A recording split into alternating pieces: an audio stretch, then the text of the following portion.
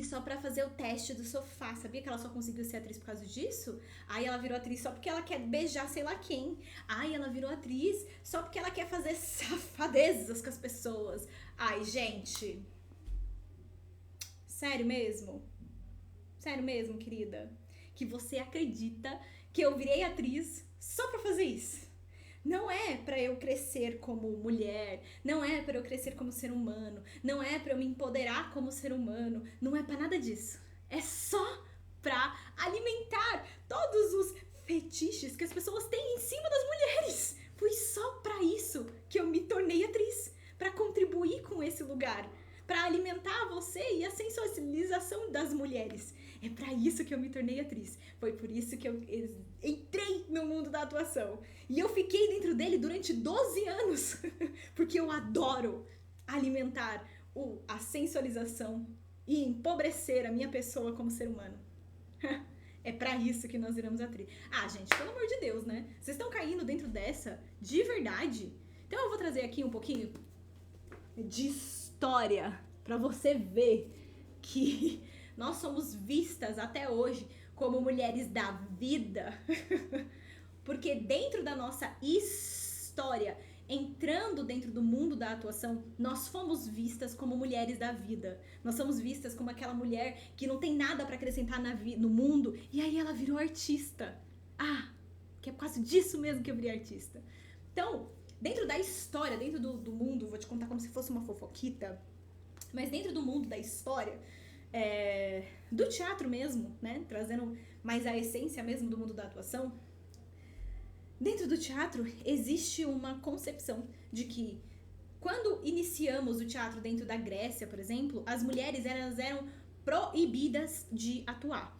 Lembrando que o teatro não nasceu na Grécia, tá? Para de ser maluco e falar coisa de gente maluca, que aqui dentro desse livro ele explica como que nasceu o teatro. Então você para de ser doida, porque o teatro é tão primitivo quanto o ser humano. Mas beleza, vamos começar a analisar o teatro dentro da Grécia. Depois que começou essa ideia de gênero, quem é político, quem não é político, quem pode estudar, quem não pode estudar. Porque as mulheres não podiam estudar nessa época, então estamos falando da Grécia. Então, analisando dentro desse lugar, que a gente precisa entender que as mulheres, quando a gente tá pensando no teatro da Grécia, elas não podiam atuar, elas não podiam participar. E os homens apareciam vestidos com roupas femininas dentro da estética da Grécia, justamente para performar, ou seja, para ser o personagem feminino. Não existiam mulheres fazendo personagens femininos, tá? E aí o que começou a acontecer? O teatro, ele começou, depois da Grécia, ele começou a ser uma coisa utilizada para evangelizar pessoas, tá? Então, as únicas pessoas que saberiam ler, por exemplo, eram as pessoas que estavam altas, as pessoas que eram da igreja, esses lugares assim, né? Pessoas ricas que poderiam ter acesso a esse conteúdo, beleza? O que aconteceu no futuro foi que chegou um momento em que o teatro, ele foi expulso da igreja. Ele não pôde mais fazer parte dentro da igreja, porque chegou um ser humano e falou assim: eu sou Jesus, eu sou Deus. E aí quando um ator se colocou nesse lugar, ele foi expulso da igreja. Então vocês percebem que a gente pulou muitos anos, né? Saímos da Grécia, depois fomos mais ou menos ali na Idade Média e a gente já tá tipo renascentismo, tá bom? Quando estamos chegando no Renascimento, o teatro tomou um pé na bunda e os atores não poderiam mais atuar dentro das igrejas. Pra onde que eles foram? Pras ruas, com o teatro de comédia dell'arte, em que nós utilizávamos máscaras, inclusive é um dos meus teatros favoritos, né? Nós utilizávamos máscaras pra crescer, pra chamar a atenção das barracas, né, e usava, tipo, o bobo da corte, essas coisas assim. Tô resumindo muito, né? Mas usava o bobo da corte, essas coisas assim, pra chamar a atenção das pessoas. Com isso, foi formado a primeira companhia de teatro. E essa companhia era uma companhia mambembe, que ia viajando de lugares em lugares. Então, muitas vezes, quando a pessoa ela não se encaixava em determinado grupo social e ela não se sentia muito bem, o que ela fazia? Ela se enfiava no teatro mambembe, ela se enfiava no teatro de comédia dell'arte. Isso a gente tá falando da Europa, né, gente? Mas se enfiava no teatro de comédia dell'arte e ia viajando durante os lugares. Porém, contudo, todavia, quem eram as pessoas que normalmente não se encaixam dentro da sociedade? Aquelas mulheres que foram violentadas, aquelas mulheres que não conseguem, não estão dentro do padrão, né, daquele ambiente. Então, não necessariamente elas eram pessoas da vida, né? Elas eram pessoas só que não se encaixavam. E elas entravam dentro de uma companhia de teatro para que elas pudessem ganhar dinheiro, ou seja, ter dinheiro. Uma mulher com dinheiro, perigoso, gente, perigoso. Mulher inteligente com dinheiro. Vocês estão doidos? Então, o que a gente fazia? As mulheres entravam nesse lugar, as pessoas entravam dentro desse lugar para que elas pudessem crescer como pessoas, mulheres e tudo mais. E foi a primeira vez, inclusive, que uma mulher pôde estar protagonizando, fazendo personagens dentro do mundo da atuação. E aí o que começou a gerar? Essas mulheres, inclusive, começaram a ter as suas companhias, essas mulheres começaram a ter protagonismo dentro desse ambiente. E aí, claro, como a gente precisa diminuir o quem é mulher, diminuir tudo que é relacionado ao feminino, o que acontece? Nós diminuímos ela pelo meio do quê? É uma pessoa da vida. Ela tá ali, ela só ganha dinheiro porque ela tá dando sei lá pra quem, ela tá fazendo coisas erradas sei lá pra quem, ela tá colocando sei lá pra quem, ela tá se oferecendo pras pessoas. Inclusive tem uma personagem na comédia dell'arte que ela é assim, né? E ela é uma graça, ela é muito legal. Tem os personagens também que eles são assim, né? O enamorado, a namorada. É uma graça. Vocês vivem a comédia dell'arte até hoje. Se você parar pra pensar, né? Arlequim.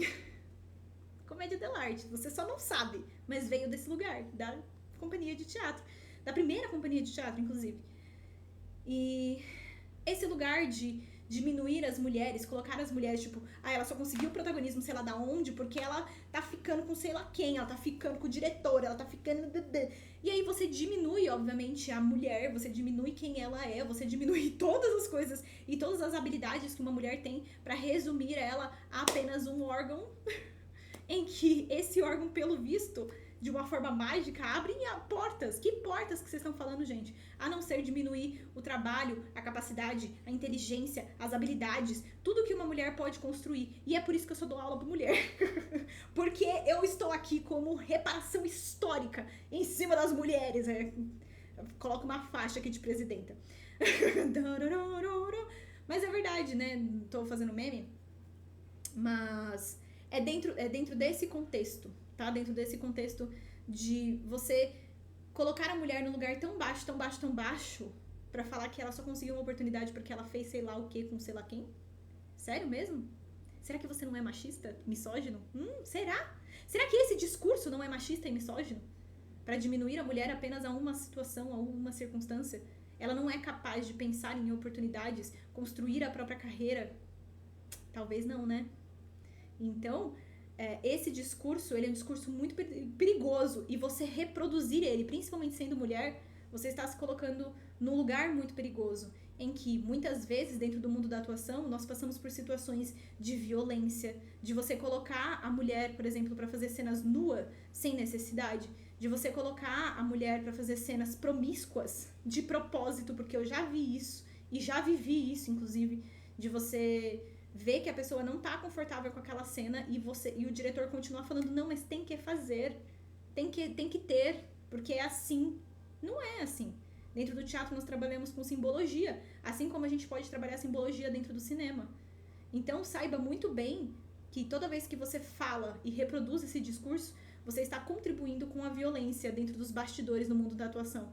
Depois a gente fica vendo, né? Sei lá quem denunciou um ator, denunciou com aspas, né? Mas denunciou sei lá quem por abuso de poder. Por que será? Porque esses discursos ainda estão dentro da gente, a gente ainda reproduz e ainda por cima pega e fala, mas é mentira, ela é exagerada, e ela é mulher dramática.